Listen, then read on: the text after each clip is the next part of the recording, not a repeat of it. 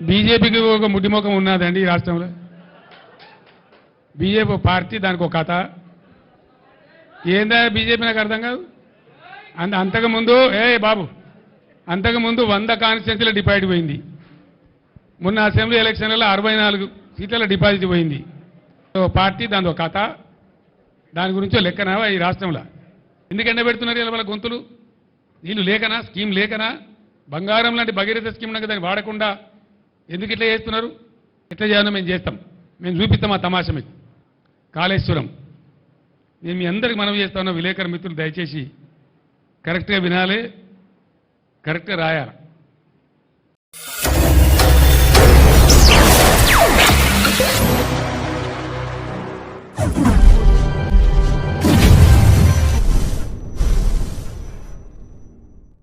బాబు జగ్జీవన్ రామ్ గారికి వారు నివాళులు అర్పిస్తారు. దయచేసి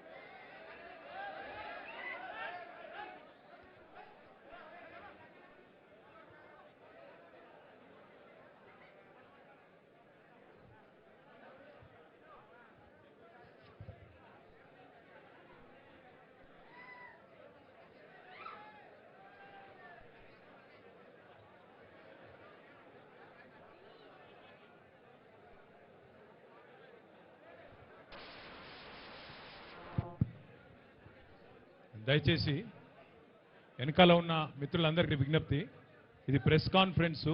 దయచేసి ఆ ఫోన్లు స్విచ్ ఆఫ్ అన్న చేయండి, సైలెంట్ అన్న పెట్టండి. దయచేసి వెనకాల చాలా మంది ఉన్నారు, సెల్ ఫోన్ స్విచ్ ఆఫ్ అన్న చేయండి, సైలెంట్ అన్న పెట్టండి. ప్లీజ్ డిస్టర్బెన్స్ చేయకండి. Thank you.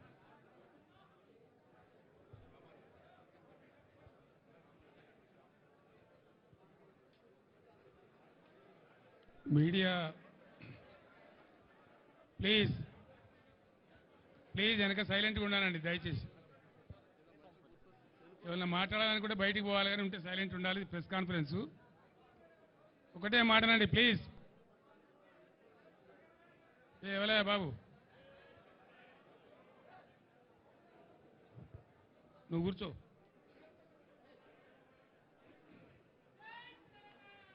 వద్దా బాబు, నో స్లోగన్స్.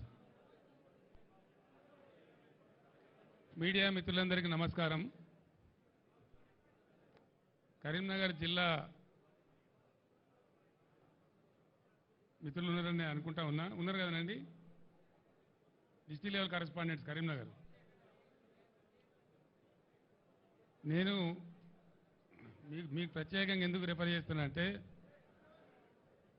దయచేసి ప్లీజ్ సైలెన్స్.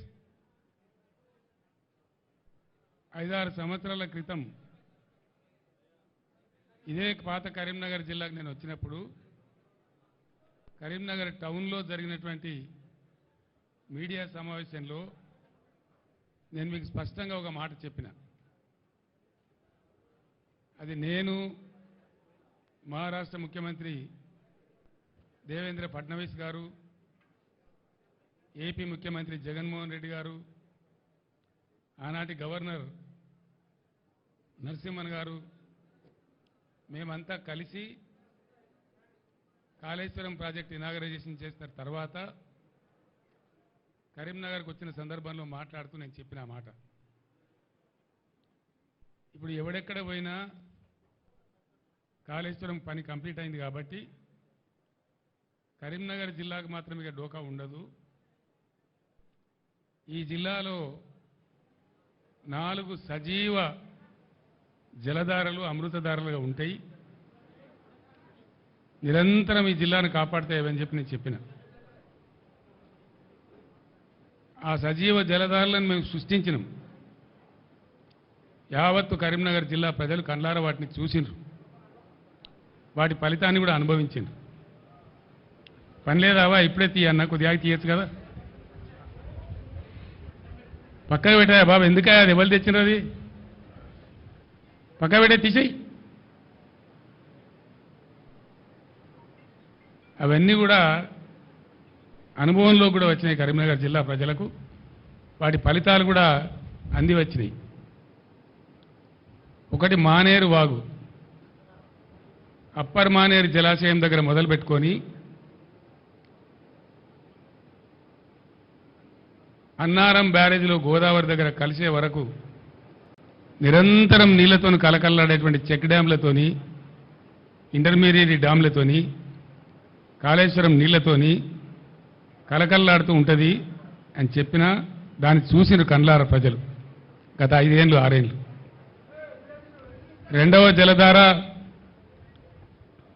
వరద కాలువ, దశాబ్దాల తరబడి పెండింగ్ ఉన్న వరద కాలువను కంప్లీట్ చేయడమే కాకుండా శ్రీరామ్ సాగర్ పునరుజ్జీవ పథకం అనే పేరుతోని ఆ వరద కాలువనే రిజర్వాయర్గా మార్చి 1.5 టీఎంసీల నీళ్లు సంవత్సరం పొడవుతా నిండా ఉండేటట్టు చేసినాం. అదొక సజీవ జలధార.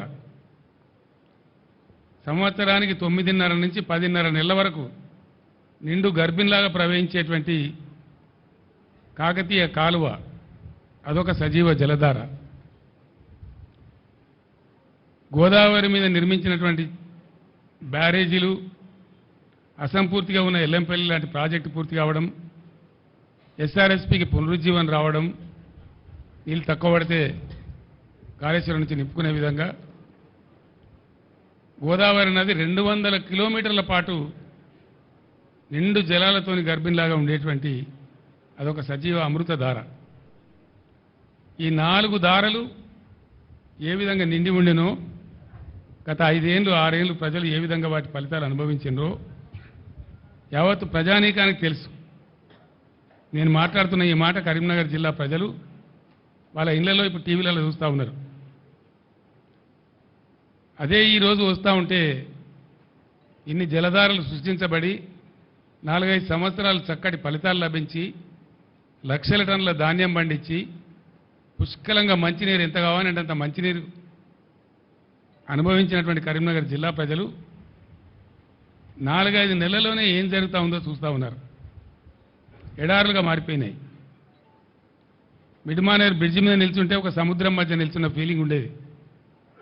అది కంప్లీట్ ఎండిపోయి మునిగిపోయిన ఊర్లు కూడా తేలినాయి, చెట్లు కూడా తేలినాయి. ఒక శ్మశానం లాగా ఎడారిలాగా దాన్ని తయారు చేసినారు. లోయర్ మానేరు డ్యామ్ ఎంత అద్భుతంగా ఉండేనో, ఎండాకాలం తర్వాత కూడా మే నెల తర్వాత కూడా ఎట్లా సగం డ్యామ్ నిండి ఉంటుండేనో, కరీంనగర్ లాంటి పట్టణానికి, సిద్దిపేట పట్టణానికి, చుట్టూ ఉండే అనేక పట్టణాలకు నిరంతరం నీళ్లు ప్రతిరోజు ఎంత కావాలంటే అంత పుష్కలం నీళ్ళు ఎట్లా ఇచ్చిందో అది కూడా చూసినారు. మాన్యులు గంగాధర్ గారు, మన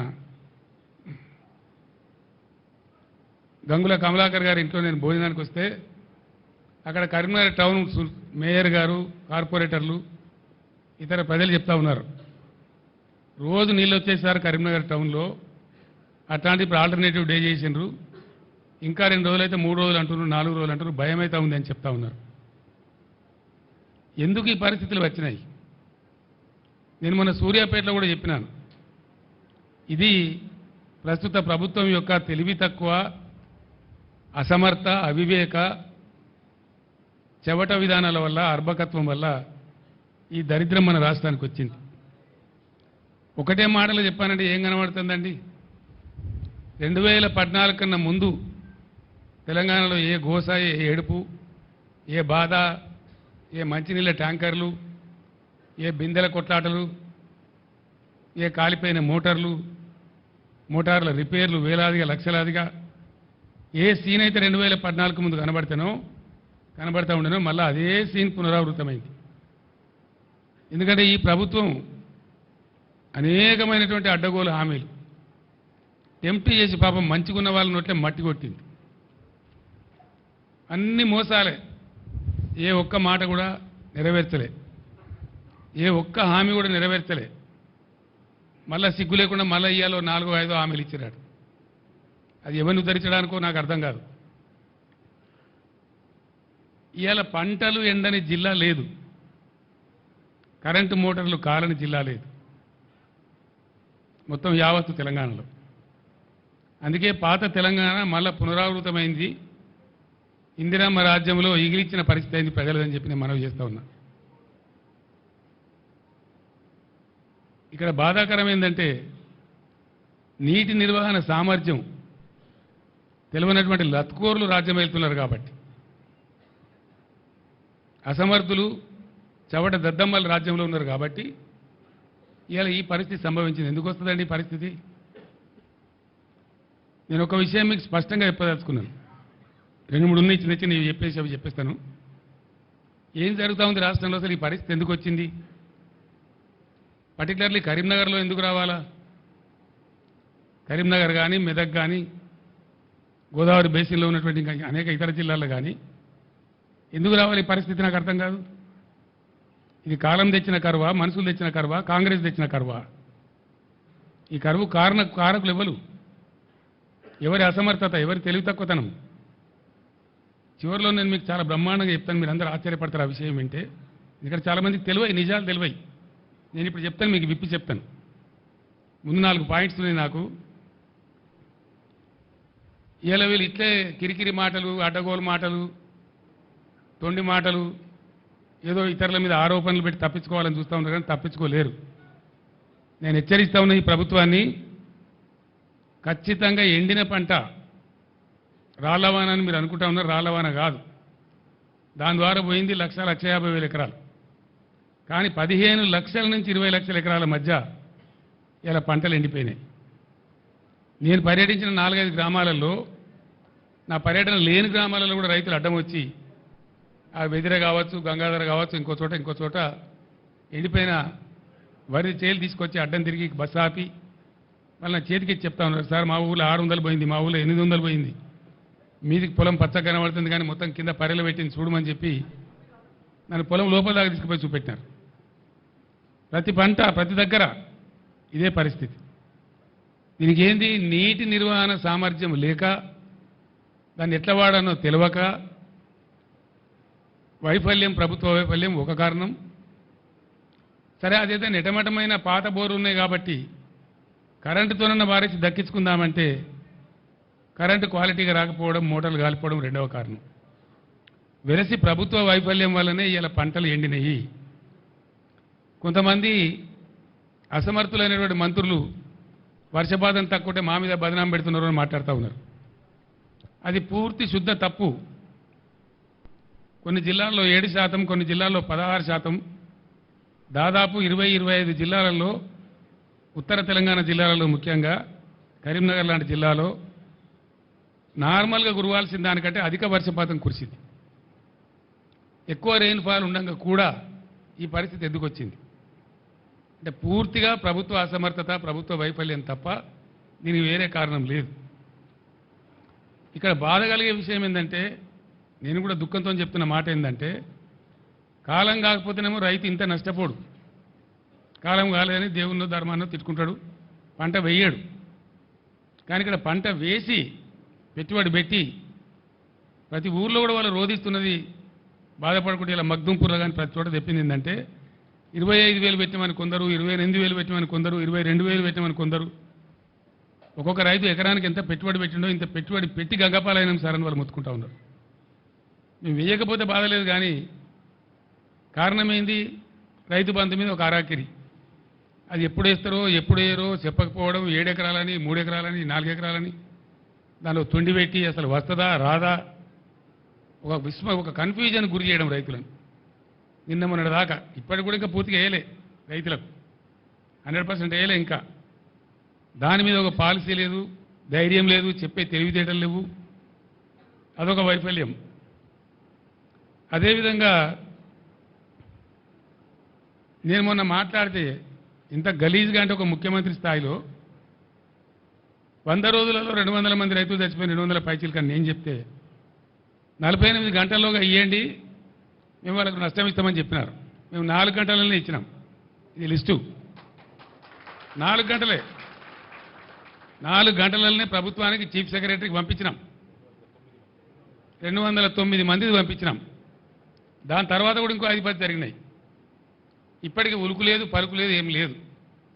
నేను డిమాండ్ చేస్తా ఉన్నా, మీ అసమర్థత వాళ్ళకు చచ్చిపోయారు కాబట్టి వాళ్ళకు తలా 25 లక్షలు వెంటనే నష్టపరిహారం చెల్లించాలి. ఆ ప్రభుత్వాలను, ఆ కుటుంబాలను పరామర్శించాలి. నేను మళ్ళా డిమాండ్ చేస్తా ఉన్నా. లేకపోతే మాత్రం మీకు ఆ ఉసురు, ఆ పాపం తలుగుతుంది. మేము మాత్రం మిమ్మల్ని వదిలిపెట్టమని మనవి చేస్తా ఉన్నా. రెండవది, పెట్టిన పెట్టుబడి పోయింది, వస్తుందనుకున్న పంట పోయింది. వాళ్ళు ఇలా ఆత్మహత్య చేసుకుంటామని మాట్లాడుతూ ఉన్నారు. నేను వద్దని వాళ్ళకి దండం పెట్టి చెప్పినాను. వాళ్ళకు ఖచ్చితంగా ఎకరానికి 25,000 ఇవ్వాలి. నష్టం జరిగింది, ఎట్లా జరిగితేంది? పంటలు ఎండిన మాట వాస్తవం, నష్టం జరిగిన మాట వాస్తవం. ఇలా రైతాంగం కన్నీరు మున్నీరు అవుతున్న మాట వాస్తవం. 15-16 లక్షల ఎకరాలంటే చిన్న విషయం కాదు. ఇది న్యాచురల్ కలామిటీ కంటే కూడా పెద్దది. Bigger than any natural calamity. కాబట్టి ఈ సందర్భంలో ప్రభుత్వం కాకపోతే వాళ్ళని ఇవ్వలాదుకోవాలా? దానికోసం మేము డిమాండ్ చేస్తూ ఉన్నాం. మీరేదో తప్పించుకుంటాం అనుకుంటే మీ వీపులు విమానం మొత్తం మోగిస్తారు ప్రజలు, మిమ్మల్ని మాత్రం వదిలిపెట్టరు. మీ డ్రామాలు నడవాయని కూడా నేను మనవి చేస్తూ ఉన్నా. నేను కూడా 4 నెలల దాకా నా నోరు తెరవలే. మన సూర్యాపేటలో నేను చెప్పిన 4 మాసాల దాకా నేను తెరవలే. టైం ఇవ్వాలి కొత్త ప్రభుత్వానికని మాట్లాడలే. వాళ్ళు ఎన్ని పిచ్చి పిచ్చి ఆరోపణలు, ఎన్ని పిఆర్ స్టంట్లు, వాళ్ళకు తొత్తులుగా ఉన్నటువంటి కొంత మీడియా ఎవరైతే ఉన్నారో అన్ని అడవులు వార్తలు రాయించి ఏం చెప్పినా కూడా మేము మాట్లాడలే. గంభీరంగా ఉన్నాం, పరిస్థితిని గమనించుకుంటూ ఉన్నాం. మంచి చెడ్డలు ప్రజలకు కూడా తెలవాలనే ఉద్దేశంతో ఉన్నాం. మేము మాట్లాడలే. మేము చెప్పేది ఇలా ఎండిపోయిన పంటలు వట్టిగా తమాషగా చెప్తే మీకు ఎండిపోయిన పంటలు రైతులు ఇచ్చిన ఫోటోలు ఇవి. మేము తీసినవి కావు. మేము పోయే వరకే పెట్టుకొని ఉన్నారు వాళ్ళు. మేము పోయిన గ్రామాలలో ఎన్ రూట్లో పెట్టుకొని ఉన్నారు. ఇగో ఈ విధంగా ఎండిపోయినాయి పంటలు, ఇంత భయంకరంగా ఎండిపోయినాయి. ఇవన్నీ రైతులు ఇచ్చినాయి. వాళ్ళ పొలాలలో వాళ్ళు దిగినటువంటి పంటలు ఇవి. ఇగో ఇది కూడా వాళ్ళు ఇచ్చినటువంటిదే, మేము తీయలే. ఇంకా చిన్నవి ఉండే కదా పేపర్లలో, కాగితాల్లాగా ఉండదు చూడు. ఇంకా ఉండేనండి, నేను ఇచ్చే రైతు ఇచ్చింది నాకు అవి. సార్ తీసేయండి, అది తీసేయండి.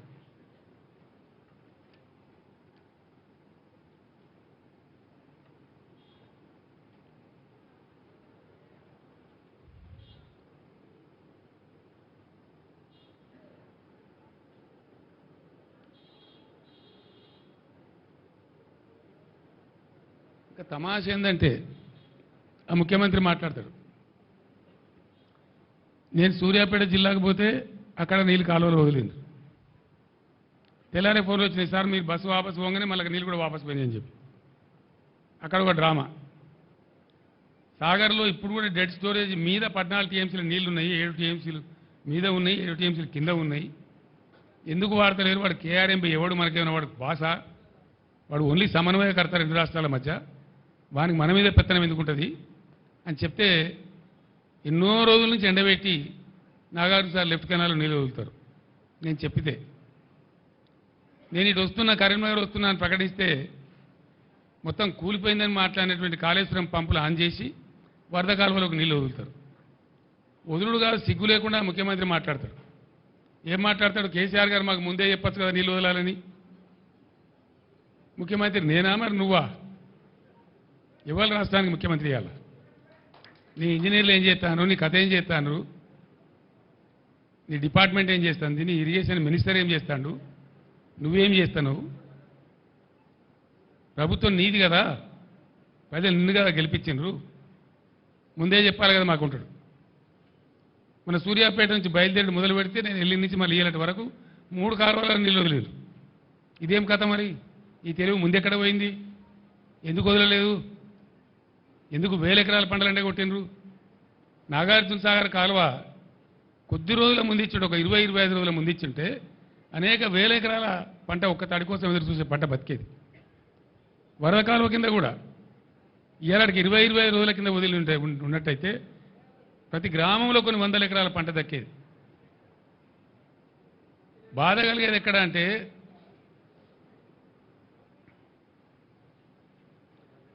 ఈ పరిస్థితి సమయానికి నీళ్లు వదలక, ఉన్న వనరులు వసతులు తెలివితో వాడుకోక, క్వాలిటీ కరెంట్ అందించక, రైతు బంధు సమయానికి ఇవ్వక, వెర్రి తిర్రి మాటలు మాట్లాడుకుంటూ ప్రజలను కన్ఫ్యూజ్ చేస్తూ చేసినారు. ఇంకా బాధల్ని రైతులకు. ముఖ్యమంత్రి ఏం చెప్పిండు?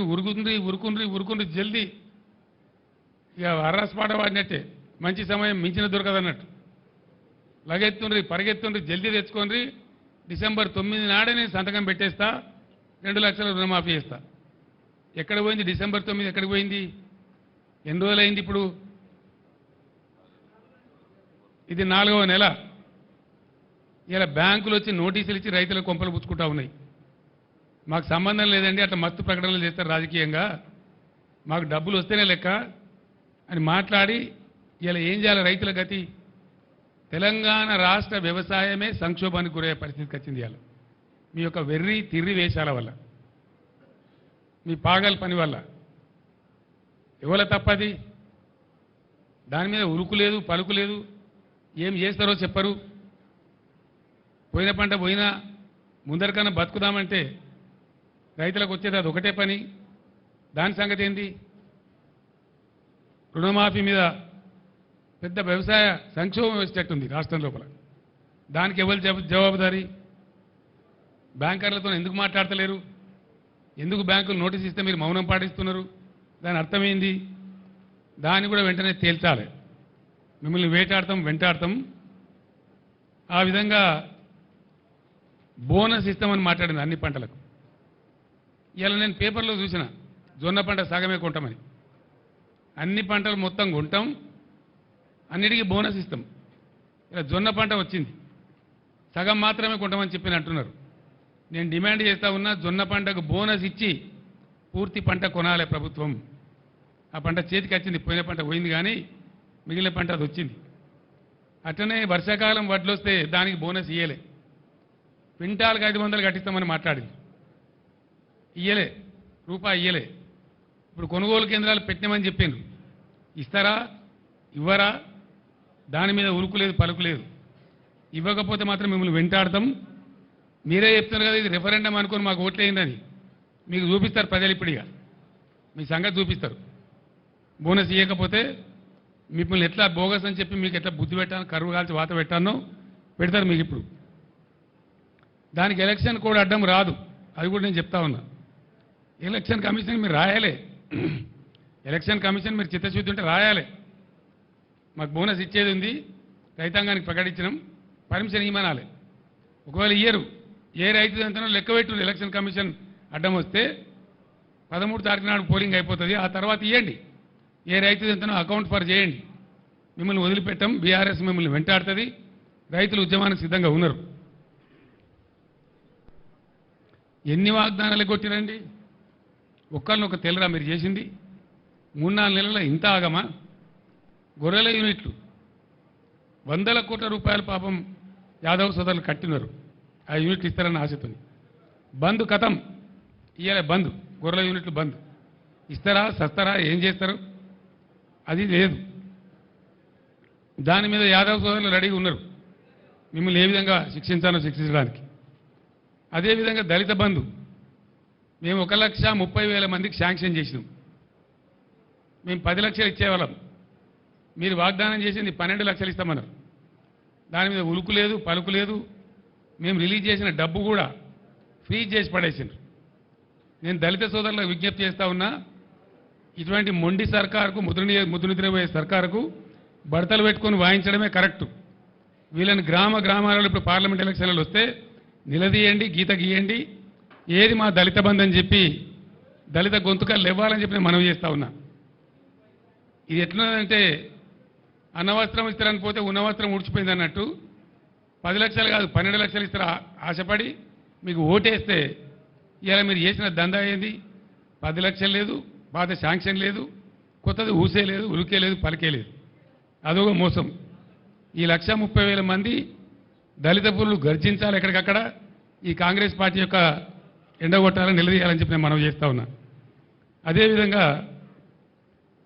కళ్యాణ లక్ష్మి కాదు వీళ్ళు ఇచ్చేది, మేము తులం బంగారం కల్పిస్తామని మాట్లాడింది.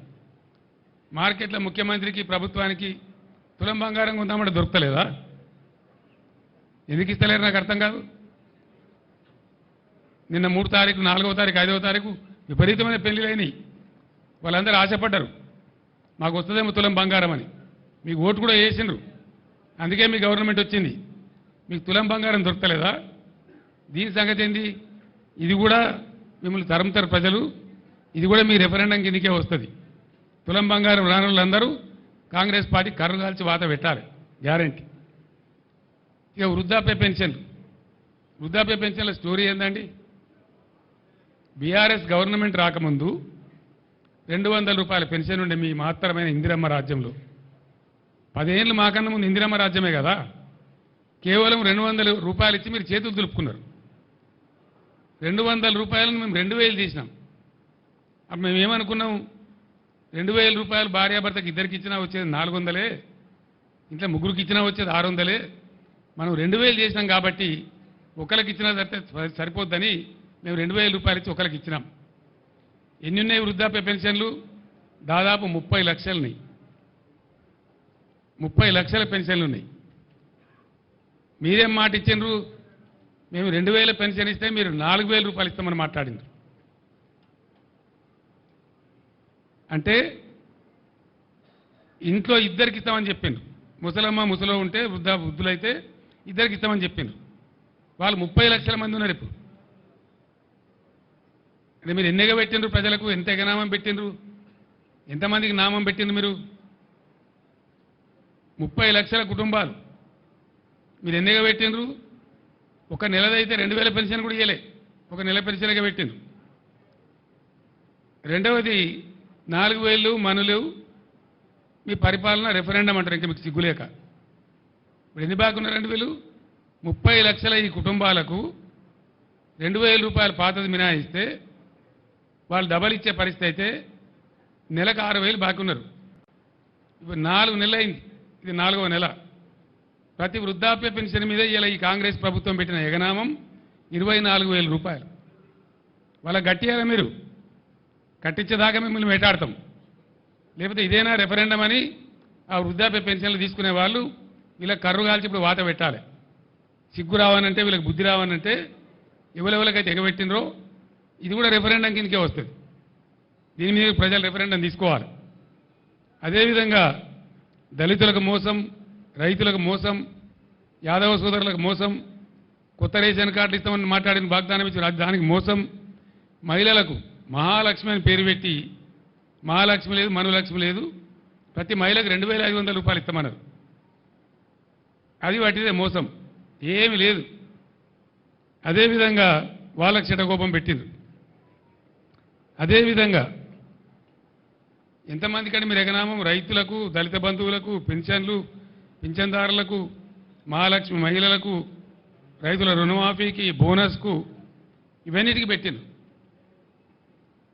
ఇదే సిరిసిల్ల, ఇప్పుడు నేను ఏ సిరిసిల్ల టౌన్లో మాట్లాడుతున్నానో మేము పైన గంగాధర అవతల పెగడపల్లి మండలం మీద పోయి వయా సిరిసిల్ల టౌన్ గంగాధర సిరిసిల్ల సిద్దిపేట హైదరాబాద్ పోతా ఉన్నాం. అప్పుడు జయశంకర్ సార్ బతికి ఉండి మేము పోతా ఉంటే గోడల మీద రాతలు కనబడుతున్నాయి సిరిసిల్ల టౌన్లో. ఆ నైట్లో 11:30-12 గంటల రాత్రి గోడల మీద రాతలు, చేనేత కార్మికులారా ఆత్మహత్యలు చేసుకోకండి, చావులు పరిష్కారం కావు సమస్యకు అని చెప్పి గోడల మీద రాతలు ఇస్తే నేను జయశంకర్ గారు నాతో పాటు ఉన్న ఉద్యమకారులు అన్నాడు కళ్ళలో నీళ్ళు తీసుకున్నాం. అప్పటికి 65 సంవత్సరాలు స్వతంత్రం వచ్చి దేశానికి. 65 ఏళ్ళ స్వతంత్ర భారతంలో సావకండి అని గోడల మీద రాసే ప్రభుత్వాలు చూస్తున్నామండి. ఇంతకన్నా దౌర్భాగ్యం ఏముంటుంది? ఎట్లన్నా చేసి ఈ చేనేత కార్మికులు మనం ఆదుకోవాలి. తెలంగాణ రాష్ట్రం వచ్చినా కానీ ఒక ప్లాన్ వేసుకున్నాం. ఆ రోజు బాధపడ్డాం. అనుకున్నట్టు దేవుని దయ వల్ల నేను చెప్పిన సిరిసిల్లలో ఒకటే రోజు ఇక్కడ 11 మంది కార్మికులు చచ్చిపోతే ఆ రోజు మా పార్టీ నుంచి ఒక 50 లక్షలు తెచ్చి చెక్కు తెచ్చి ఒక చిన్న ట్రస్ట్ ఏర్పాటు చేసి వాళ్ళని సావకుండా చూడండి దయచేసి అని బతిమాలి, ఇక్కడ ఈ గ్రామ పెద్దల్ని బతిమాలి ఆ ట్రస్ట్ ఏర్పాటు చేసి ఇప్పుడు ఆ డబ్బులు ఆ ట్రస్ట్ ఇక్కడ ఉంది ఇప్పుడు సిరిసిల్లలో చెప్పి మేము చెప్పినాం దయచేసి చచ్చిపోకుండ్రి, తెలంగాణ వస్తుంది, తప్పక వస్తుంది, వచ్చినాక మిమ్మల్ని మా బిడ్డలకి సాదుకుంటామని చెప్పి ఆర్ద్రతతో నేను ఆ సభలో చెప్పినా. నేను మీరు ఆత్మహత్యలు బంధు పెట్టుండ్రి, సావద్దు, మిమ్మల్ని కాపాడుకుంటామని చెప్పినాం. ఆ దరిమిల అనుకున్న ప్రకారమే తెలంగాణ వచ్చింది, బీఆర్ఎస్ గవర్నమెంట్ వచ్చింది. మేము ఏం చేసినాం? ఒక్కొక్క నాడు 7 చేనేత కార్మికులు ఒకటే రోజు చచ్చిపోయారు భూదాన పోచంపల్లిలో. అప్పుడు చంద్రబాబు నాయుడు అని ఒక మూర్ఖుడు ముఖ్యమంత్రి ఉండే. నేను అక్కడ దండం పెట్టిన, అయ్యా ఒక 50,000 రూపాయలు ఎక్స్రేస్ చేయవయ్యా, పలానా డేట్ లోపల నువ్వు ఇవ్వకపోతే నేను భిక్షాటన చేసి ఇస్తాను దండం పెట్టి చేతులు ఎత్తి అంగలార్చిన నేను. కానీ ఆ దుర్మార్గుడు ఇయ్యలే.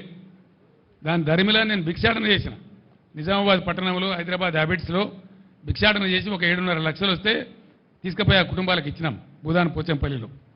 అట్లా భువనగిరిలో, గద్వాలలో, దుబ్బాకలో, సిరిసిల్లలో రోజు చనిపోయే చేనేత కార్మికులకు ఆదుకోవాలని చెప్పి బీఆర్ఎస్ గవర్నమెంట్లో మేము ఒక పద్ధతి ప్రకారం అటు పేద ప్రజలకు ఎంతో కొంత మేలవుతుంది, ఇటు కార్మికులకు ఉపాధి వస్తుందని మేము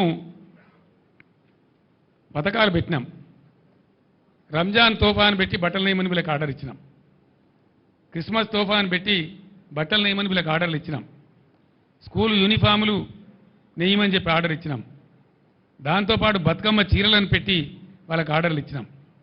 ఇలా దురదృష్టం ఏంటంటే ఇప్పుడే నాకు చేనేత కార్మికుల మిత్రులు కలిసిండ్రు. సార్ మళ్ళా మా పాతకు వచ్చింది, మేము ఆత్మహత్య చేసుకునే పరిస్థితి వచ్చింది, మాకు మీ గవర్నమెంట్లో ఇచ్చిన ఆర్డర్ బాబతి 300 కోట్ల రూపాయల బకాయిలని అవి ఇస్తలేరు సార్ అని చెప్పిన వాళ్ళు. మీరు రాండి హైకోర్టులో కేసు ఇద్దాం, గుంజుదాం వీళ్ళని గదారకు, మీరు రెఫరెండం అంటారు, వీళ్ళ రెఫరెండం సంగతి ఎందుకు చూద్దామని చెప్పి రమ్మని చెప్పినాం. రేపు ధర్నా పెట్టినారు ఇక్కడ దాదాపు 10,000 మందితో సిరిసిల్లలో చేనేత కార్మికులు ధర్నా పెట్టిన. మేము కూడా మా నాయకుడు అటెండ్ అవుతాం, వాళ్ళకి అండగా ఉంటాం, గుంజుతాం. ఇంకా దరిద్రం ఏంటంటే బ్రాహ్మణ పరిషత్ మేము నిధులు ఇచ్చుకుంటూ పోయినాం. ఓవర్సీస్ స్కాలర్షిప్ నిధులు ఇచ్చినాం. డాక్టర్ అంబేద్కర్ పేరు మీద, జ్యోతిబా పూలే పేరు మీద, వివేకానందుని పేరు మీద ఓవర్సీస్ స్కాలర్షిప్ ఇచ్చినాం. ఇండియాలోనే ఏ రాష్ట్రం ఇయ్యని విధంగా పేద పిల్లలు విదేశాలకు పోతే వాళ్ళు చదవాలి, బాగుపడాలి, బతకాలని చెప్పి ఇచ్చినాం. మొత్తం బంద్ పెట్టింది. ఒక్క ఓవర్సీస్ స్కాలర్షిప్ ఇస్తలేదు ఈ గవర్నమెంట్ ఇచ్చిన కాడికి. మేము శాంక్షన్ చేసినా కూడా ఇస్తలేరు. బ్రాహ్మణ పరిషత్కి అయితే లాస్ట్ 2 క్వార్టర్ల డబ్బులు విడుదల చేయలే. ఫైనాన్షియల్ ఇయర్ అయిపోయింది, అది కూడా ఇస్తలేరు.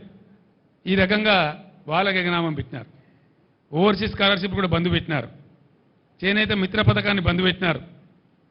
అనేక స్కీములు చేనేత కార్మికులకు ఉన్నాయి కూడా బంద్ పెట్టినారు. అంటే వాళ్ళు సావన్నా ఎక్కడికి పోవాలి? ఎంతో బ్రహ్మాండంగా జరిగేటువంటి కాడ చివరికి బడి పిల్లలకు బ్రేక్ఫాస్ట్ పెట్టినాం మేము.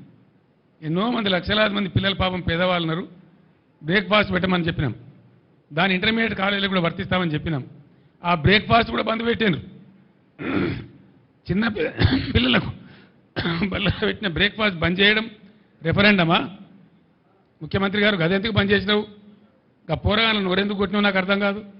ఓవర్సీస్ స్కాలర్షిప్ బంద్ పెడతావు, బ్రాహ్మణ పరిషత్ నిధులు బంద్ పెడతావు, చేనేత కార్మికులకు బంద్ పెడతావు, చివరికి బ్రేక్ఫాస్ట్ కూడా బంద్ పెడతావు. మరి ఏం నడుపుతున్నారు మీరు నాకు అర్థం కాదు. ఎవరికి ఇస్తున్నారు డబ్బులు? ఏం చేస్తున్నారు? ఏం జరుగుతూ ఉంది?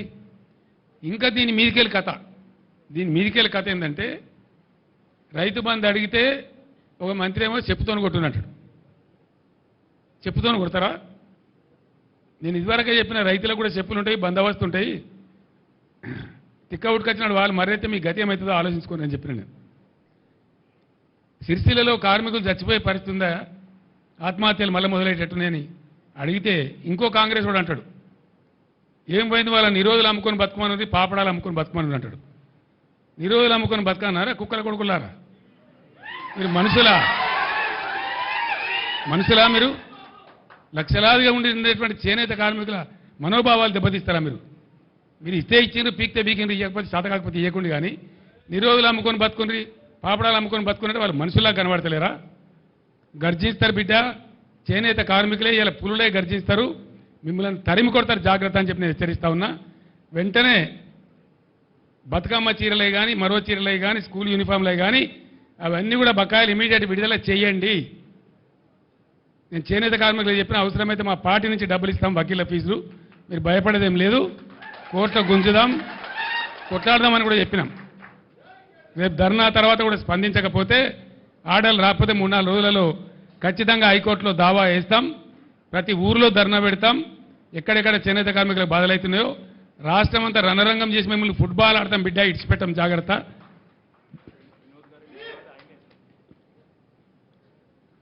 ఆ వినోదే పెద్ద అడ్వకేట్, ఈయననే కేసేయాలి. మీరే వేయండి కేసు దయచేసి.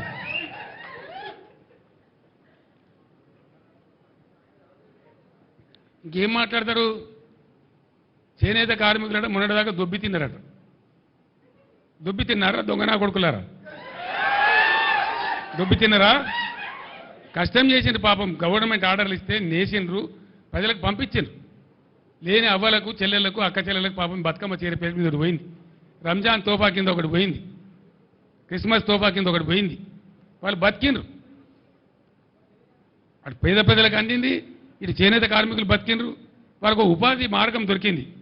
ఇవాళ 14 ఏళ్ల కింద 10 ఏళ్ల కింద తెలంగాణలో చేనేత కార్మికుల బతికి ఏముండెనో మళ్ళా చేనేత కార్మికుల బతి ఆ పరిస్థితి తీసుకొని వచ్చింది ఇవాళ గవర్నమెంట్. 3-4 నెలల ఇంత పెద్ద కథ. నాకు ఇంకొక విషయం అర్థమైతే లేదు, మన సూర్యాపేట కూడా అడిగిన, మీరు కొత్త పీకి పడగొట్టింది ఏమీ లేదు, మీతో కాదు, మీ ప్రభుత్వమే లత్కోర్ల ప్రభుత్వం ఉన్నది. అడ్డమైన మాటలు మాట్లాడి మీరు 1.8% ఓట్లు ఎక్కువ వచ్చి మీరు గెలిచినారు మాకంటే. మేమేం రౌట్ కాలే, ప్రధాన ప్రతిపక్షంగా ఉన్నాం. మాకు 37% ఓట్లు వచ్చినాయి, మీకు 38.9% ఓట్లు వచ్చినాయి, అంతే. 38.8%. జస్ట్ 1.8% ఓట్లు మీకు వచ్చినాయి ఎక్కువ. ఎందువల్ల? మీ లత్కోరు వాగ్దానాల వల్ల, మీ ఉల్టా సీదా వాగ్దానాల వల్ల. మీ తులం బంగారాన్ని కొందరు మోసపోయినరు, 10 లక్షలకు బదులు 12 లక్షలతో దళిత బంధు కొందరు మోసపోయినరు, 2000లకు బదులు 4000 పెన్షన్ వస్తుందని కొందరు మోసపోయినరు, అంతే కదా. మీ 2 లక్షల రుణమాఫీ కొందరు మోసపోయినరు, మీ 500 బోనస్ ఇతరని కొందరు మోసపోయినరు, లేడీస్కు స్కూటీలు, ఇంకా స్కూటీ, మీ స్కూటీలో దానికి కొంతమంది మోసపోయినారు. ఇలా బిడ్డ వాళ్ళే మీ కళ్ళు కాల్చి వాత పెడతారు, మీకు చూపిస్తారు మీ కథ ఏందో, మీ రామాయణం ఏందో. నేను ఇక్కడ మాట్లాడే కొద్దిమంది వింటుండొచ్చు, కానీ ఇప్పుడు రాష్ట్ర వ్యాప్తంగా లక్షలాది మంది వింటున్నారు నేను మాట్లాడే మాటలు. మీ తొత్తు పేపర్లలో తప్ప నిజాయితీ ఉన్న అన్ని పేపర్లలో కూడా వస్తుంది. ఇక నిజాయితీ పేపర్లు ఏంటియో, తొత్తు పేపర్లు ఏంటియో రేపు బయట పడుతుంది. ఇంకొక విషయం నాకు మనసున పడతలేదు, నేను బాధతో చెప్తున్న ఈ మాట. కొత్తది మీతో అవుతుందా, పీక్తుందా, మీ శాతం అవుతుందా లేదా, అదంతా వేరు సంగతి. ముందు కాలం ఉన్నది, కాలమే రుజువు చేస్తుంది. మీ సమర్థత ఏంది, మీ శక్తి ఏంది, మీ తెలివితేటలు ఏంది, మీరు ఎంతపాటి సిపాయిలు అనేది అంతా బయట పడుతుంది. ఒక్క ఏడాదిని మీ రంగం మొత్తం తేల్చేట్టున్నది. నడిచింది కదా 9 ఏళ్ళు కరెంటు. దయచేసి విలేకరులకు నేను ఒక మాట చెప్తాను, మీరు స్పష్టంగా వినండి, ఇలా అరమరికలు వద్దు. బీఆర్ఎస్ గవర్నమెంట్ ఉన్నప్పుడు గత సంవత్సరం ఇదే ఎండాకాలంలో అత్యధికంగా వచ్చినటువంటి పవర్ లోడ్ ఏదైతే ఉందో 14,900 మెగావాట్లు, 900 చిల్లర, 14,900 చిల్లర, 14,900. దాని తర్వాత మొన్ననే ప్రధానమంత్రి వచ్చి జాతికి అంకితం చేసిండు మేమే కట్టించినాం వెంబడబడి, మేమే అన్ని శాంక్షన్లు ఇచ్చినాం, ఎన్టీపీసీ నుంచి వాటర్ అలొకేట్ చేసినాం, వాళ్ళకి భూమి కావాలంటే అలాట్ చేసినాం. నేను 5 సార్లు 6 సార్లు నేను రామగుండం స్వయంగా పోయినా ఎన్టీపీసీతో కట్టించినాం చట్టం ప్రకారం. 1600 మెగావాట్లు యాడ్ అయింది కొత్తగా. 1600లో 85%. ఇంతైతే కరెక్ట్ కదండి. 1400 మెగావాట్లు యాడ్ అయింది. 14,900 హైయెస్ట్ పీక్ లోడ్కు ఇంకో 1400 మెగావాట్లు యాడ్ అయింది ఉన్న కెపాసిటీ కంటే. అది మన సొంతం. ఎన్టీపీసీ మనకి ఇచ్చేది మన హక్కు. ఇప్పుడు హైయెస్ట్ వచ్చింది ఎంతరా ఈ మీ సీజన్లో అంటే 15,600 వచ్చింది. అది ఒక రోజు 2 రోజులు వచ్చింది. అంటే ఎంత 700 మెగావాట్లు ఎక్కువ వచ్చింది. మేము ఉన్నప్పటికంటే 700 మెగావాట్లు ఎక్కువ వచ్చింది. 700 మెగావాట్లు ఎక్కువ వస్తే మరి 1400 యాడ్ అయింది కదా. మరి ఎందుకు షార్టేజ్ అవుతున్నది కరెంటు? ఎవడు దీనికి కారణము? దయచేసి అందరూ ఆలోచించాలి. విలేకరు మిత్రులు కూడా ఆలోచించాలి. పవర్ లేదా అంటే పవర్ ఉన్నది, నడవలేదా అంటే 9 ఏళ్ళు నడిచింది. అంతకుముందు బ్యాడ్ సిస్టమ్ ఉంటే మేము 1 ఇయర్లే క్లియర్ చేసినాం.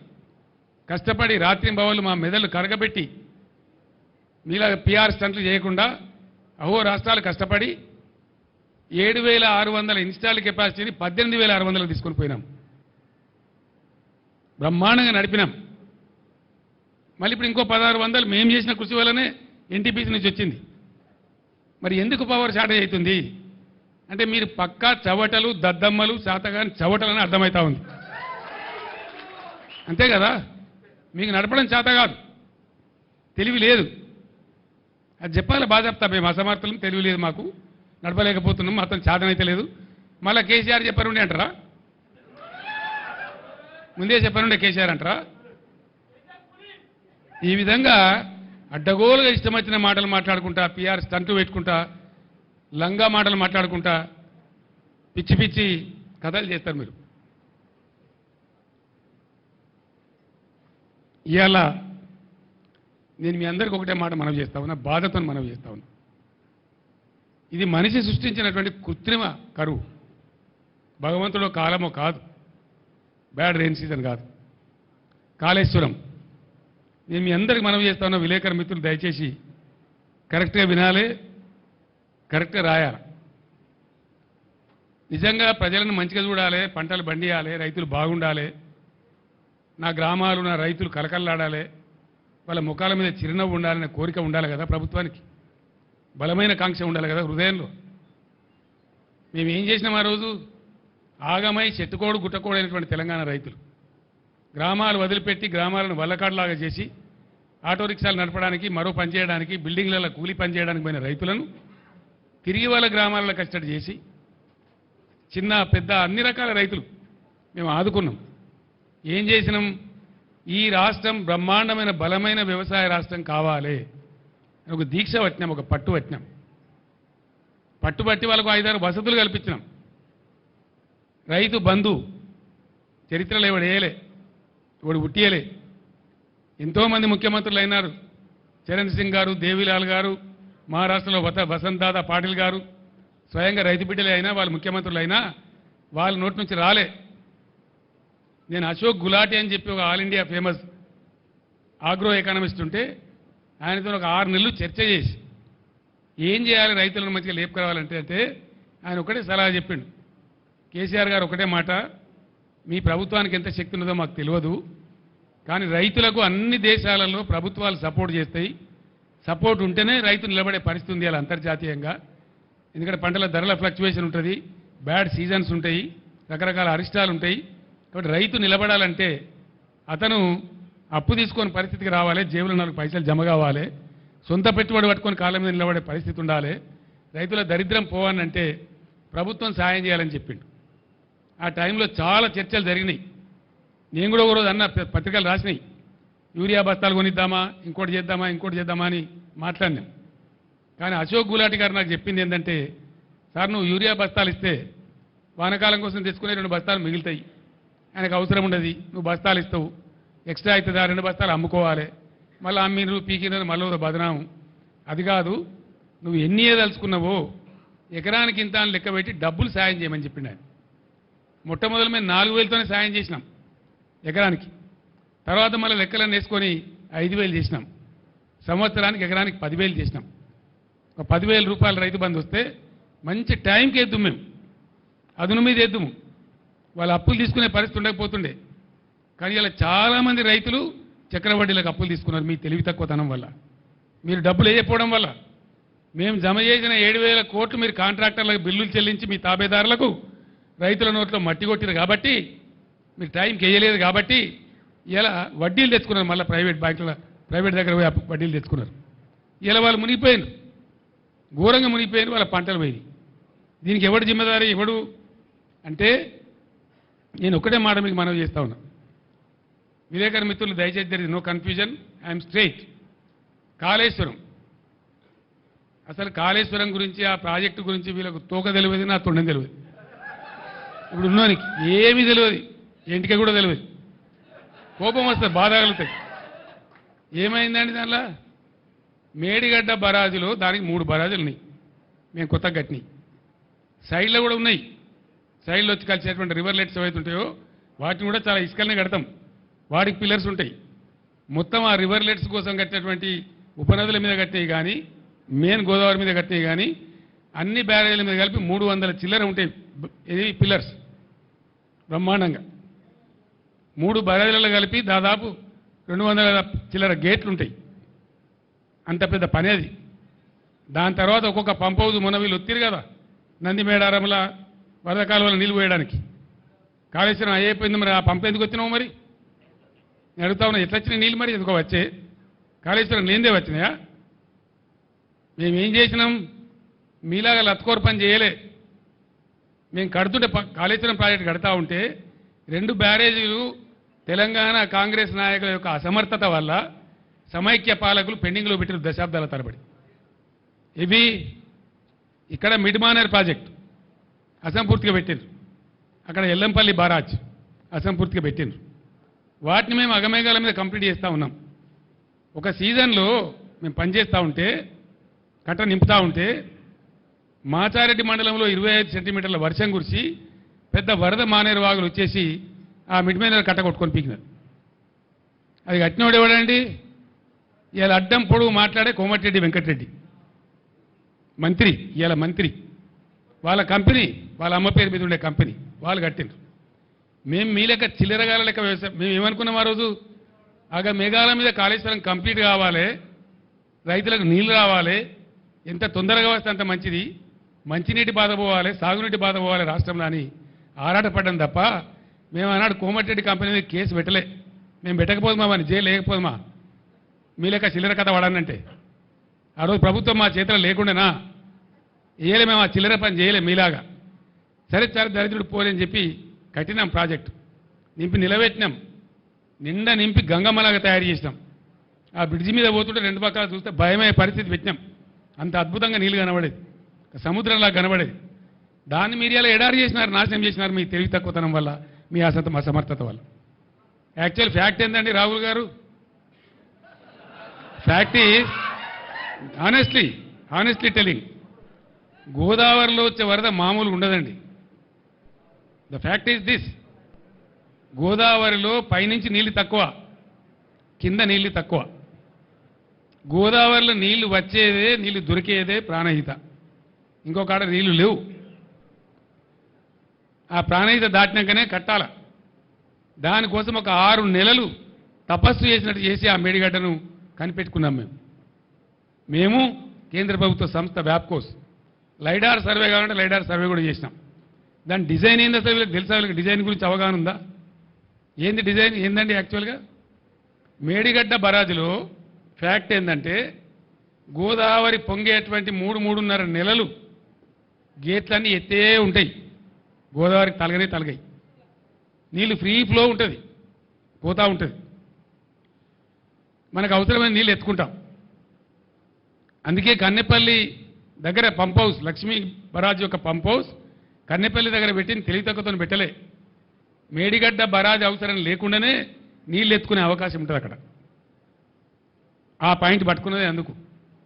అక్కడి నుంచి నందిమేడారంకు అంటే మీది బ్యారేజ్లకు వచ్చి నంది మేడారంకు, మేడారం నుంచి గాయత్రి పంప్ హౌస్కు, గాయత్రి నుంచి వరద కాలువ ద్వారా మిడ్మానేరుకు, మిడ్మానేరు ద్వారా ఎల్ఎండికి, మిడ్మానేరు ద్వారా మలన్న సాగర్కు, మిడ్మానేరు ద్వారా పైకి ఎస్ఆర్ఎస్పికి ఎటు అవసరం ఉంటే అటు వాడుకునే విధంగా మిడ్మానేరును ఒక ఖజానా చేసినాం.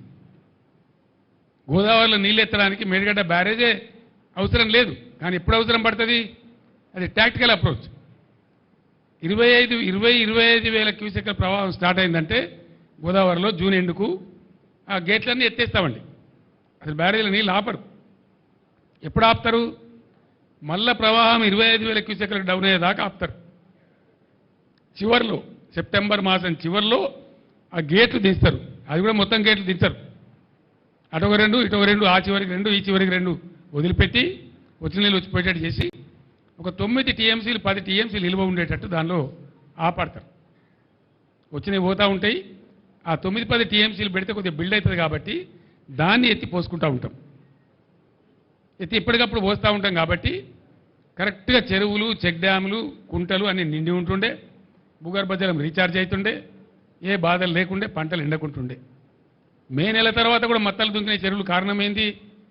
తెలివిగా దాన్ని ఏ టైంలో ఎత్తిపోయానో ఆ టైంలో ఇంజనీర్ల ద్వారా ఎత్తించినాం. కాబట్టి నేను మాట్లాడిన నిన్న మొన్న ఇంజనీర్లకు, ఏమైందిరా ఈ సన్నాసులకు తెలివి లేకపోతే మీ తెలివి ఏం వచ్చింది, ఎందుకు ఎత్తలేదు నీళ్ళంటే, సార్ మమ్మల్ని నిరోధించిండ్రు అని ఏదో ఉన్న తోకమట్ట అని చెప్పి ఉన్న మీదున్న బ్యారేజీల నీళ్ళు కూడా వదిలేసారు కావాలని చెప్పి, వీళ్ళు తెలివితక్కువతనం మేము ఏం చేస్తాం సార్ అని చెప్పారు నాకు ఇంజనీర్లే.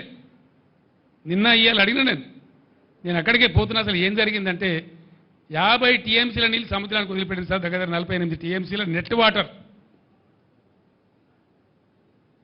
కుంగిందని దాని ఏదో కేసీఆర్ను బదనాం చేయాలి, గత ప్రభుత్వాన్ని బదనాం చేయాలనే ఒక చిల్లర కుట్రతోని ప్రేక్షకుల్లాగా చూసుకుంటే సన్నాసులాగా కూర్చుంటే నీళ్ళని వీకినాయి. ఇప్పుడు కూడా 1500 టీఎంసీలు పోతా ఉన్నాయి ప్రణాయితలు. ఇప్పుడు కూడా క్యూసెక్కులు పోతా ఉన్నాయి. ఆడ ఎన్ని ఉన్నాయండి పంపులు? వీళ్ళకి లెక్కనా తెలుసా? కనీసం ఏ పంప్ హౌస్ కాడ ఎన్ని పంపులు నేను తెలివైన ఉన్నది వీళ్ళకు. 2200 క్యూసెక్కుల సామర్థ్యం ఉండేటువంటి 17 పంపులు అక్కడ కన్నెపల్లి కాడ. మేము నడిపినాడు కూడా మొత్తం పంపులు నడపం. నీళ్ళని బట్టి చూసుకుంటూ, అవసరాన్ని బట్టి చూసుకుంటూ, ఇవతల అవసరం ఎంతుంది, ఎన్ని కాలేజీ ఉన్నాయి అని చూసుకుంటూ నడుపుతాం. దాంతో ఏమవుతుంది? ఒకసారి ఒక పంపు నడుపుతాం, 2 పంపులు నడుపుతాం, 3 పంపులు నడుపుతాం. మామూలు ఇసుక కట్టేసి బస్తాలేసి కూడా ఇసుక బస్తాలేసి కూడా నడపచ్చు. కానీ దాన్ని నడపకుండా కుట్ర చేసి అలా ఎందో ఉన్నది. మేమే చెప్పినాం కదా అసెంబ్లీలో, ఏమున్నదండి అలా. వాడు ఏం చెప్పిండు? మొన్న నచ్చిపోయినాడు. ఆ 2 పిల్లల కింద ఉన్న ఇసుక కదిలి అవి కదిలినాయి అని చెప్పిండు. అంటే జరుగుతూనే ఉంటాయి. చాలా బయళ్ళలో జరుగుతాయి, చాలా వాటిలలో జరుగుతాయి. మొన్న కదా గంగానదిలో నిన్నగాక మొన్న పేపర్లో ఫోటోలు వచ్చినాయి. గంగానది మీద బ్రిడ్జ్ కడతామంటే పటాన కూలిపోయింది. ఆడ నదులలో ఇసుకలో జనరల్గా జరుగుతాయి. ఎవడో ఒక చిన్న ఇంజనీర్ లోపమో, ఒక మెయింటెనెన్స్ లోపమో, దానికి ఎంతో ప్రళయం బద్దలైనట్టుగా ఒకటే పని కట్టుకొని ఆడికి యాత్రలు పెట్టి మాత్రలు పెట్టి పెద్ద కథ చేసి ఇంకా ఇప్పటికి కూడా ఆ పిచ్చికాలంలో ఉన్నాయి కావాలి. అందులో ఏమైనా ఇంటికి దొరుకుతుందేమో, తోక దొరుకుతుందేమో, గుట్ట కడతామేమో అనే ఉద్దేశంతో ఓ పిచ్చి విఫల ప్రయత్నంలో ఉన్నారు తప్ప రైతాంగాన్ని ఆదుకోవాలి, మంచినీళ్ళకి బాధ వస్తుంది, రైతులను కాపాడాలని ఆలోచన చేయలే. వృధాగా పారే నీళ్లను ఒక చిల్లర కుట్ర మనసులో పెట్టుకొని వదిలిపెట్టింది కాబట్టి పోయింది. ఇప్పుడు కూడా పొద్దున నేను మగ్దుంపూర్లో మాట్లాడినా. ఈ దద్దనలకు చేత కాకపోతే 50,000 మంది రైతులు నెంబడేసుకొని వీళ్ళని పండబెట్టి తొక్కుకుంటూ పోయి మేడిగడ్డ కాడ కుర్చేసుకొని కూర్చొని నేను నింపుతా మళ్ళీ ఇవన్నీ రంది పడకుండా అని చెప్పిన నేను. చేసి చూపిస్తాం. గోదావరిలో నీళ్ల ప్రవాహం మొదలైన తర్వాత బరాయితో సంబంధం లేకుండా నీళ్ళు లేపచ్చు. మళ్ళా మిడ్ మానేరు కలకల్లాడుతుంది, లోయర్ మానేరు కలకల్లాడుతుంది. తక్కువ పడితే ఎస్ఆర్ఎస్పికి ఇవ్వచ్చు. ఎత్తాల నీళ్ళు ఇప్పుడు ఈ ప్రభుత్వం ఇది దీని పేరు చెప్పి దాని పేరు చెప్పి ప్రజల నోట్లో మట్టి కొడతామంటే ఇక చూస్తూ కూర్చోం. మనం కొత్తగా ఎలక్షన్ తర్వాత కాబట్టి కూర్చున్నాం, మౌనం పట్టాం. కానీ నేనే పోతా గోదావరిలో 20,000 క్యూసెక్లు దాటిన తర్వాత వీళ్ళు నీళ్లు ఎత్తడం ప్రారంభించకపోతే నేనే ఒక 50,000 మంది రైతులు వేసుకొని పోతా. తొక్కి వీళ్ళని పండబెట్టి తొక్కి ఆ మూటలు నడిపిస్తాం. మేము ఊరికే గైడే చేతులు ముడుచుకొని లేం, ఉండం కూడా. ఇవన్నీ అవకాశాలు ఉండంగా వీటిని పక్కన పెట్టి ఏదో మెరమెచ్చకాలు చెప్పి రోజుకో స్టంటు కొట్టి కథ చెప్పి కాకరకాయ తోకరకాయ మాటలు చెప్పి అన్ని కాయగూరుకుడు మాటలు మాట్లాడి ఇదా రాజ్యం నడిపే పరిస్థితి. ప్రజలు లేరు, వాళ్ళ బాధలు లేరు, యాదవులు లేరు, దళితులు లేరు, ఓవర్సీస్ స్కాలర్షిప్ లేదు, మంచినీళ్ళు లేవు, సాగునీళ్ళు లేవు. అన్నిటిని మించి సిగ్గుపడాల్సిన విషయం ఏంటంటే హైదరాబాద్లో మొత్తం రాష్ట్ర వ్యాప్తంగా పేదలందరి ఇళ్లలో నల్లా ఉండాలనేటువంటి ఒక అద్భుతమైనటువంటి ఆలోచనతో ఒక్క రూపాయి, ఒకటంటే ఒకటే రూపాయికి మీ ఇందిరమ్మ రాజ్యంలో, మీ కాంగ్రెస్ రాజ్యంలో మీ ముండమోకాలకు ఎన్నడూ ఇయ్యలే మీరు. మేము పేదల కోసం అని చెప్పి ఒకటే ఒక్క రూపాయికి నల్లా ఇచ్చి రాష్ట్ర వ్యాప్తంగా కూడా ప్రతి ఇంట్లో నల్లా పెట్టించినాం. పిఎస్పీలు అంటే పబ్లిక్ స్టాండ్ పోస్టులు రోడ్ల మీద లేకుండా చేసినాం. బిందెలు కనబడకుండా చేసినాం రాష్ట్రంలో. ఇలా మళ్ళీ బిందెలు ఎందుకు వస్తున్నాయి? 9 ఏళ్ళు నడిచిన కరెంటు నడిపే తెలివి లేదు మీకు. 6 ఏళ్ళు బ్రహ్మాండంగా నడిచినటువంటి మిషన్ భగీరథ నడిపే తెలివి లేదు మీకు. నడిచినాయే కదా, వాటికేం రోగం వచ్చింది? ఎందుకు నడపలే అంటే మీ అసమర్థతనే కదా, మీ చవటతనమే కదా. Otherwise what? జవాబు చెప్పాలి మీరు ప్రజలకు. ఇప్పుడు 6 ఏళ్ళు బ్రహ్మాండంగా నడిచిన భగీరథ ఇలా ఎందుకు ఆగుతున్నది?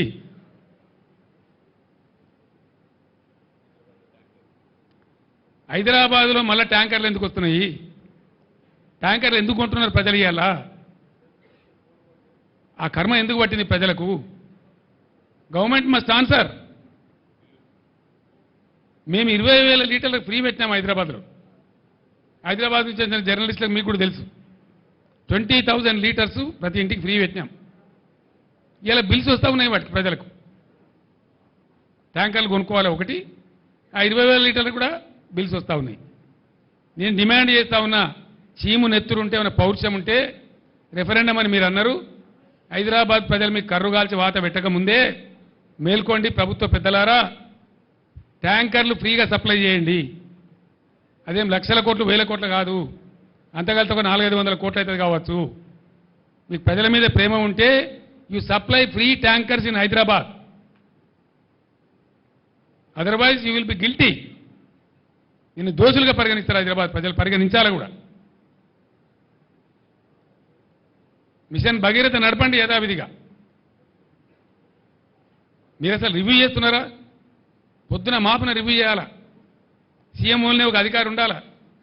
ప్రజల తాగునీళ్ళు అంటే మీకు తమాషా ఉందా? ఎందుకు ఎండబెడుతున్నారు ఇలా వాళ్ళ గొంతులు? నీళ్ళు లేకనా? స్కీమ్ లేకనా? బంగారం లాంటి భగీరథ స్కీమ్ ఉండగా దాన్ని వాడకుండా ఎందుకు ఇట్లా చేస్తున్నారు? కాబట్టి అది వెంటనే దానిలో ఏమైనా చిన్న పెద్ద ఉంటే సవరించి మిషన్ భగీరథ ఫుల్ ఫ్లెడ్జ్డ్ నడపాలి. ప్రతి ఇంటికి నీళ్ళు ఇవ్వాలి. హైదరాబాద్లో ట్యాంకర్లకు గవర్నమెంటే ఫ్రీగా సప్లై చేయాలి. లేకపోతే అది కూడా రెఫరెండం కిందకే వస్తుంది. బీ కేర్ఫుల్, జాగ్రత్త. ఫైనల్లీ మీరు ఇప్పటికైనా యాక్షన్ ప్లాన్ సిద్ధం చేసుకొని గోదావరి స్టార్ట్ కాగానే ఎట్లా ఎత్తిపోయానో దానికోసం రెడీ కాండి. లేకపోతే మేము రెడీ అవుతాం, ఎట్లా చేయాలో మేము చేస్తాం, మేము చూపిస్తాం ఆ తమాషా మీకు. రణరంగమైన మంచిదే రాష్ట్రం. తర్వాత మేము డిమాండ్ చేస్తూ ఉన్నాం, వెంటనే ఎన్యూమరేషన్ మీరు స్టార్ట్ చేయాలి. ఎండిన పంట ఎండింది, కారణం ఏదేమైనప్పటికీ ఎండింది. రైతులు నష్టానికి గురి అయినరు, పెట్టుబడి పెట్టి నష్టపోయినరు, వాళ్ళు దుఃఖంతో ఉన్నారు. వాళ్ళు దుఃఖంతో ఉన్నప్పుడు వాళ్ళ కన్ననీళ్ళు తుడవడం ప్రభుత్వ బాధ్యత. It's the responsibility of the government. It is more than A natural calamity, it's a man made calamity, government made calamity. కాబట్టి మీరు తప్పకుండా 25,000 ఎండిన ప్రతి ఎకరానికి రైతులకు నష్టపరిహారం ఇచ్చి తీరాలి. అప్పటిదాకా మిమ్మల్ని వెంటాడతాం, వేటాడతాం. రేపు మా పార్టీ నిరసన దీక్షలు కూడా ఉన్నాయి. తర్వాత ఖచ్చితంగా 500 రూపాయలు ప్రతి పంటకు బోనస్ ఇవ్వాలి. రాష్ట్రంలో పండిన ప్రతి పంట కొనాలి. మేము జొన్నలు కొనం, అవి కొనమంటే పంట కలవదు బిడ్డ. మీరు అన్నిటికీ బోనసులు ప్రకటించండి, ఇక మొత్తం కొంటామని కాదు. అవి గోల్మాల్ చేసే కదా మీరు ఓట్లు తీసుకున్నారు. అందుకే మీరు ఓట్లు తీసుకున్నారు కాబట్టి మీరు లత్కోర్ వాగ్దానాలు చేసి మీ ఇష్టం వచ్చిన మీ నోరు ఎంత వస్తే అంత చెప్పి చేశారు. కాబట్టి వెంటనే బ్యాంకులతో మీటింగ్ పెట్టాలి. రుణమాఫీ మీద స్పష్టత ఇచ్చి మీరు కిస్తీలు కడతారా, సస్తారా, బతుకుతారా, ఏం చేస్తారో రైతులకు బ్యాంకుల నుంచి ఇబ్బందులు రాకుండా చూడాలి ఒకటి. రెండవది 500 బోనస్ ఇవ్వాలి. ఇవ్వకపోతే పులుల్లాగా మీ గొంతు కరిసి చంపుతాం, జాగ్రత్త అని మనవి చేస్తా ఉన్నా. వదిలిపెట్టాం. 3-4 నెలలు ఎందుకంటే కొత్త గవర్నమెంట్ వస్తే మేము ఏదో ఓర్వలేక అంటున్నాము, ఓర్పు మల్లతనానికి అంటున్నామని అంటారని ఓపిక పట్టినాం ఇన్ని రోజులు. కేసీఆర్ ఎల్లుండికి ఆగడు, సమస్య లేదు. ఒక జిల్లా 2 జిల్లాలు కాదు, ఎక్కడ రైతులకు కష్టం ఉంటే అక్కడ గద్ద లెక్క వాల్తా మీ సంగతి మీ భర్తమేందో తేలే విధంగా 100% మీద పోరాటం చేస్తాం. ఈ పోరాటం ఒక రోజుతోనో ఒక పూటతోని ఒక తమాషతోనే అయ్యేది కాదు. సమస్యలు పరిష్కారం అయ్యేదాకా ప్రజల పక్షాన ఉండడమే మా బాధ్యత. మేము ప్రధాన ప్రతిపక్షం ఈ రాష్ట్రంలో 100% మాకు ప్రజలు అదే పాత్ర ఇచ్చిండ్రు. కాబట్టి ఆ పాత్రకు పూర్తి న్యాయం చేస్తాం. మీ మెడలు వంచుతాం, ప్రజలకు న్యాయం చేస్తాం. మీరే రెఫరెండం అని చెప్పిండ్రు. ఆ ప్రకారం చేనేత కార్మికులకు ఏం సమాధానం చెప్తారో చెప్పండి. కాంగ్రెస్ పార్టీకి క్షమాపణ చెప్పాలి చేనేత కార్మికులకు అంత నీచంగా మాట్లాడినందుకు. వాళ్ళకి ఆర్డర్లు ఇవ్వాలి వెంటనే, తర్వాత పాత బకాయిలు చెల్లించాలి వెంటనే, లేకపోతే ఊరుకోం, లీగల్ బ్యాటిల్ కూడా పోతాం. ఈ విధంగా చేస్తామని చెప్పి తెలియజేస్తూ ఈరోజు నా యాత్రలో పాల్గొనే ఎండ ఉన్నా నా యాత్రలో పాల్గొన్నటువంటి నాయకులకు కార్యకర్తలకు అదేవిధంగా వచ్చి వాళ్ళ సమస్యలు చెప్పిన రైతులకు కూడా కృతజ్ఞతలు తెలియజేస్తూ థ్యాంక్ యూ సో మచ్ అండి. ఈరోజు నో పాలిటిక్స్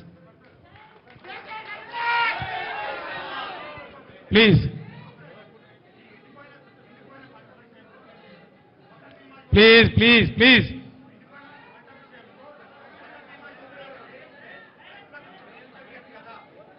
అర్థం కాలేదండి. ఆ యోజన ఉంటే కదా బాబు, ఫసల్ బీమా యోజన ఉంటే కదా. గుజరాత్లోనే దిక్కులేదు ప్రధానమంత్రి రాష్ట్రంలో. There is nothing, there is no Fasal Bima Yojana. It's a flop scheme.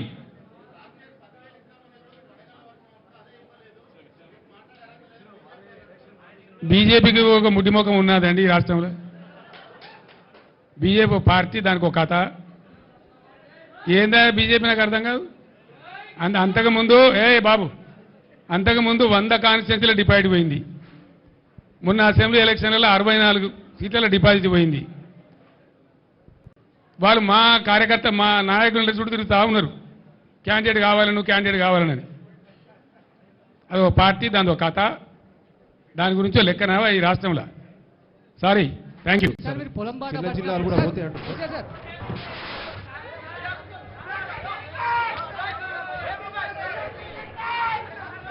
Sir hello